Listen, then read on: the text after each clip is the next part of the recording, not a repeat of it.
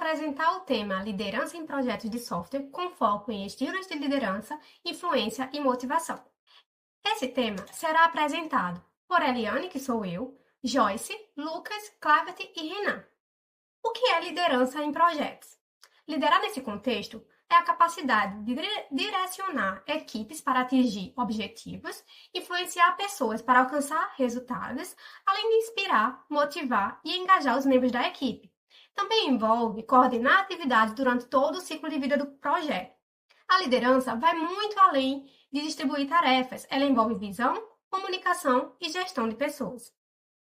Por que a liderança é crucial em projetos de TI?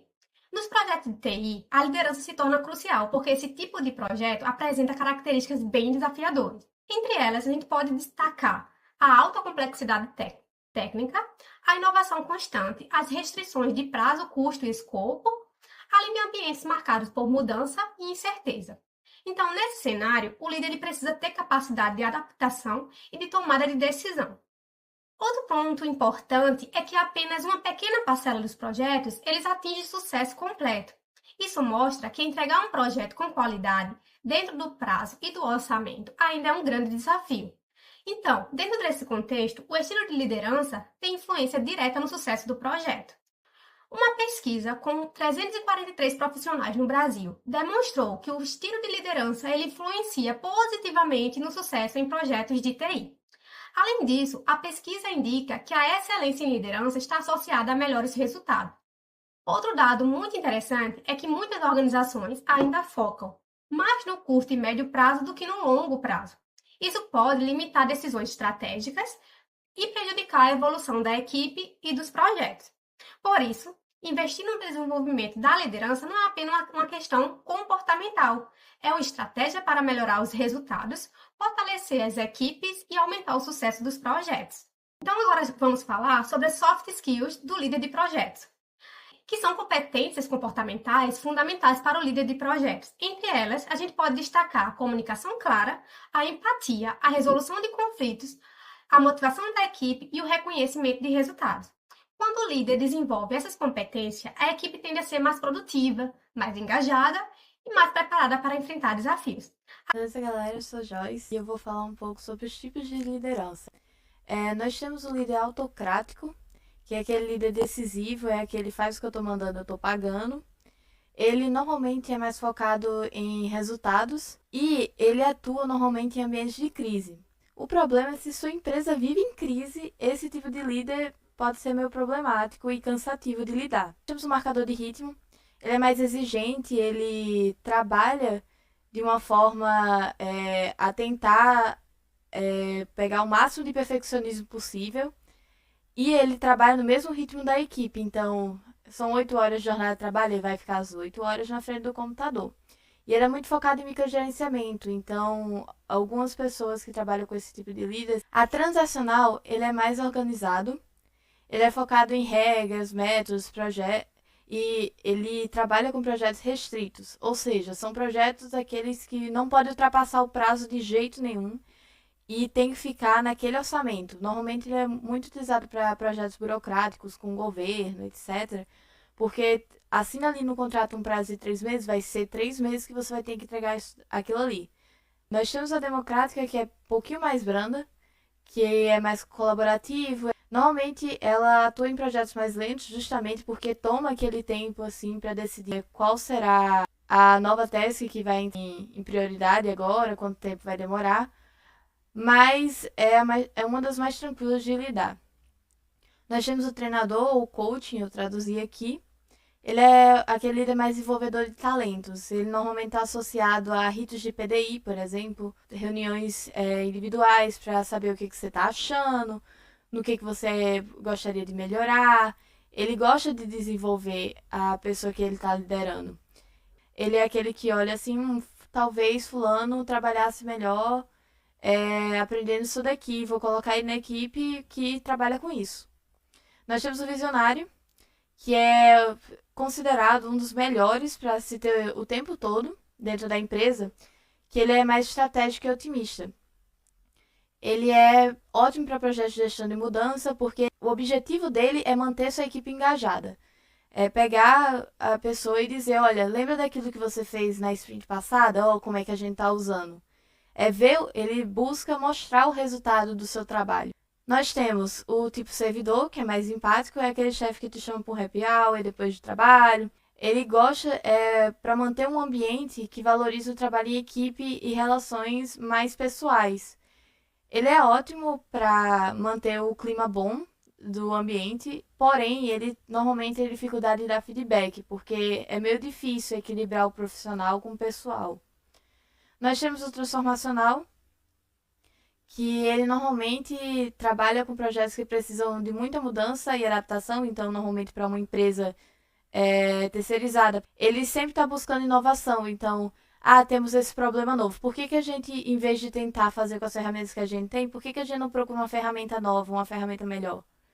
Aí entra, por exemplo, também a questão de ter que se adaptar à rotina daquela empresa. E nós temos, por último, o situacional, que é o melhor possível, que é o adaptável. Pega todos esses perfis de líderes que eu citei e mistura. Dependendo da situação que está a sua empresa, você vai assumir um tipo de liderança. Então, se a sua empresa está em crise, você não vai pegar um democrático, que é mais lento para trabalhar. Não, você vai querer um mais decisivo, um perfil mais decisivo. E aí você tenta, dessa forma, maximizar o máximo de performance possível do desenvolvimento, tanto da sua equipe quanto do seu projeto. Dando continuidade, vamos falar agora sobre a influência da liderança nos projetos de TI e o efeito dominó da liderança, uma vez que a forma como o líder atua não é um fato isolado, ele molda diretamente o clima da equipe, a qualidade de entrega e o sucesso estratégico de todo o negócio. Para entender melhor essa dinâmica, podemos analisar a influência na grade gerencial, que nos mostra 4 cenários. Primeiro temos a carência da liderança, que basicamente é aquele chefe omisso. Isso gera um impacto altamente negativo nos clientes, na equipe, no negócio, sendo o atalho direto para o fracasso do projeto. No outro extremo, focar apenas em resultados, como uma atenção excessiva às tarefas, gera muito estresse e não garante sucesso nos projetos de TI. Temos também o foco apenas em pessoas. Nesse cenário, cria-se um clima excelente de alto engajamento, mas corre-se o risco de as entregas atrasarem. E por fim, o cenário ideal em liderança é aquele em que o gestor consegue equilibrar o cuidado com as pessoas e o foco nos resultados. Só esse estilo vai garantir o sucesso total do projeto. Mas como isso impacta o clima da equipe na prática? Líderes com estilo visionário e de coaching, eles trazem um impacto positivo máximo. Eles criam uma visão de longo prazo e segurança psicológica para a inovação, fazendo com que a equipe não tenha medo de inovar. Já os estilos afiliativos e democráticos, eles unem o time e geram engajamento, mas exigem cuidado com feedbacks construtivos para evitar a estagnação da equipe. E por fim, nós temos o estilo coercivo, que é um grande risco, porque ele pode até gerar entregas rápidas e pontuais, mas a longo prazo ele vai destruir a autonomia, a criatividade e frequentemente causa burnout nos desenvolvedores. A atitude do líder define o sucesso do projeto em 5 áreas vitais.